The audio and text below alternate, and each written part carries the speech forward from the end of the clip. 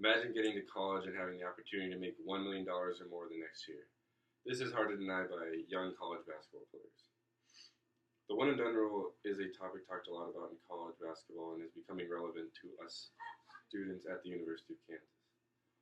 My topic I wish to convey to you today is that I believe the one and done rule in college basketball should be expanded and changed to a restriction to keep the players there for at least 2 years. I feel I have experience with this issue because I go to the University of Kansas and it's very prevalent here. And also my major is sport management, and this issue is talked about a lot in my classes. I'm going to describe the one and done rule, the effects the one and done rule has, and the financial issues that go along with the one and done rule. First, I'm going to explain the one and done rule. The one and done rule is a college basketball rule that allows players to go to the NBA for 1 year, or to college for 1 year, and then go to the NBA. The rule states that you have to at least be 19 years old and be out of high school at least 1 year. So college kids, after just becoming an official adult, are going to the real world and making more money than most people will in their lifetime. Only a game website stated that the rule started during the 2006 draft, but before the 2006 draft, players were allowed to be drafted out of high school and then go to the NBA. Players like Kevin Garnett, Kobe Bryant, and LeBron James are ones that are known widely across the NBA and were very good or are still very good.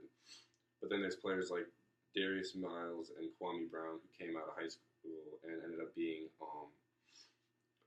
one of the biggest upsets in high school NBA.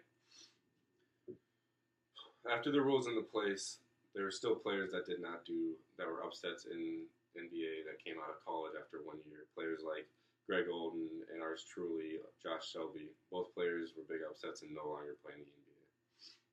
Players leaving just makes them not as developed as other players that stay in college longer. This leads me to the rule's effect on college players and the NBA.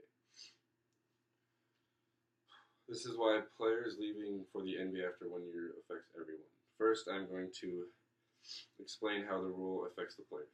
Those players who have the opportunity to go to college after 1 year, or go to college out of high school and get a full ride scholarship, and so they're getting free education. So them leaving after 1 year just throws away that free education they get, and it doesn't come back.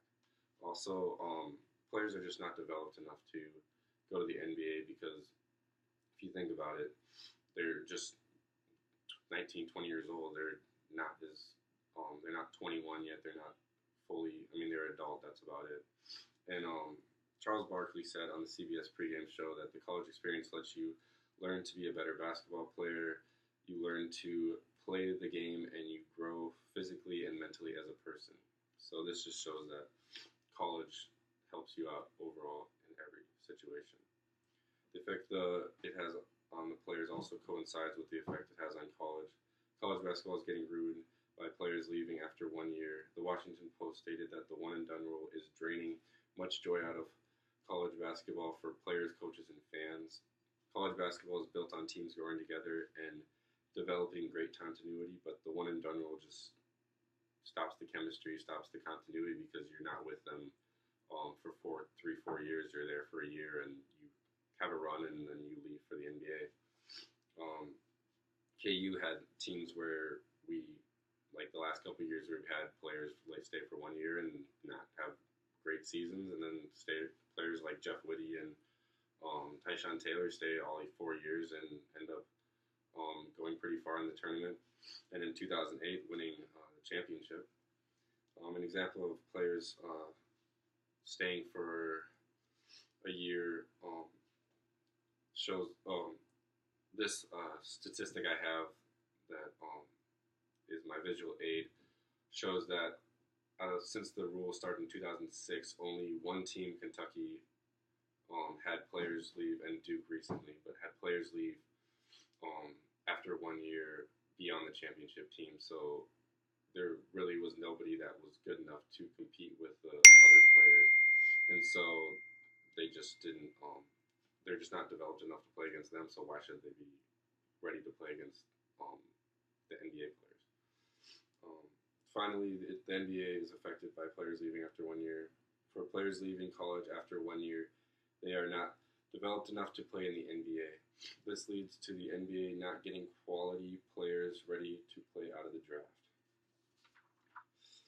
Also, if the players in a one and done that do the one and done rule, they are like 20 years old, so they don't have experience with money. They don't have experience with just the real world at that point. So this leads me to the financial problems that come with this rule. The financial issues is shown throughout the players, college, and the NBA. Players are the main one affected by money. I mean, just think about it. You're coming out of high school and you're making, the next year, you're making millions of dollars, and most people won't even get their hands on that. And so, but it's hard to turn this money down. That's why players end up going, because Michael Beasley said, I can't say I would have stayed another year. I grew up poor, dirt poor, but if I came out from a better financial situation, I could have been there for 2, 3, or 4 years. This was a quote from the U.S. Times about that Michael Beasley stated, a former one-and-done player and a current Miami Heat. The quote just shows that it's hard to turn on the money, but if you don't have money, your family needs money, you got to take it. And so if like players got paid or something in college, that might help solve this problem. College also has financial problems from the one and done rule.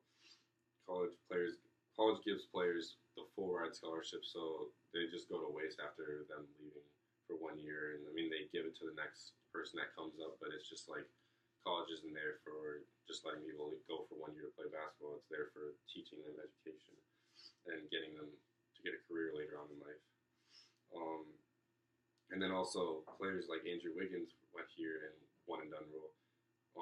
Did the one and done. He just doesn't have, like, they got a lot of money from him being here, but now they don't, and they don't have the rights to him. But finally, the NBA is also affected, but they're affected in a good way, or just not really affected at all, because like Andrew Wiggins, he helps them make a lot of money, like the Timberwolves now, and but like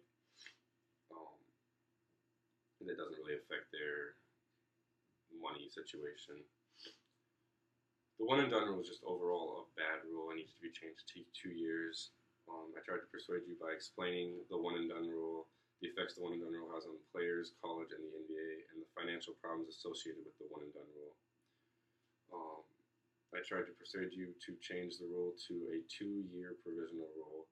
As stated by the New York Times, the solution is to allow the NBA to tack on another year onto the provision, essentially creating a 2 and done to save college basketball young players in the NBA. We need to address this rule. Also, they could pay college basketball players, which would also help this situation and keep players to stay more than